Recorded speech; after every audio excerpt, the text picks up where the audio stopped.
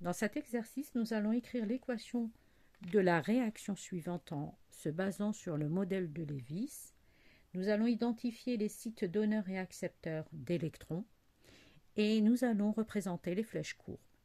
Pour cela, nous avons besoin des configurations électroniques de chaque élément mis en jeu. Donc là, j'aurai un S2, 2S2 de P4 pour l'oxygène, un S2, 2S2 de P5 et un S1. Donc je remarque que H au moins a un électron en plus. Je peux le représenter sous cette forme-là.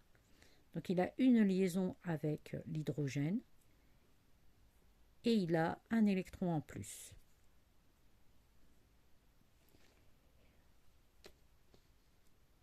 HF, donc là j'ai 3 liaisons non liantes et une liaison avec l'hydrogène. Donc que va-t-il se passer? Donc le F va en profiter, si vous voulez, va prendre l'électron du H. Le H va être démuni de son électron, devient un proton.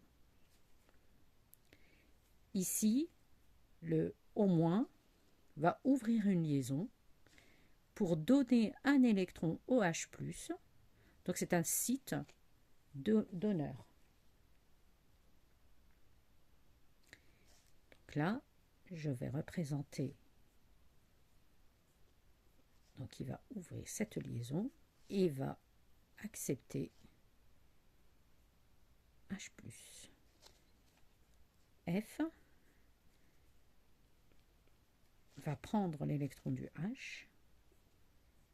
Donc il a gagné un électron. Maintenant, je peux réécrire l'équation sous cette forme-là.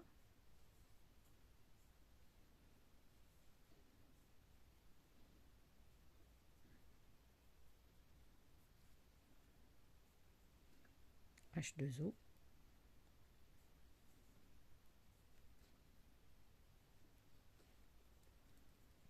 plus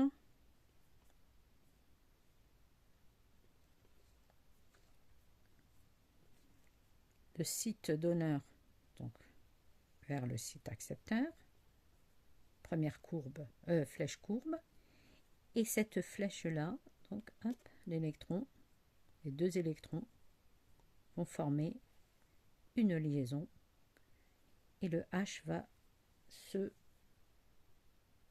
se voir enlever un électron.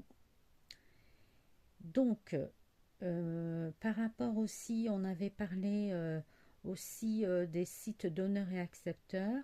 On peut se baser aussi sur l'électronégativité de chaque élément. Donc ici, si vous pouvez vérifier dans le tableau périodique que l'électronégativité de l'oxygène est de 3,5, celle de l'hydrogène 2,2 et 4. Donc, si on fait la différence entre ces deux électronégativités, donc on voit qu'elle est supérieure à 0,4 et entre ces deux-là, elle est aussi supérieure à 0,4.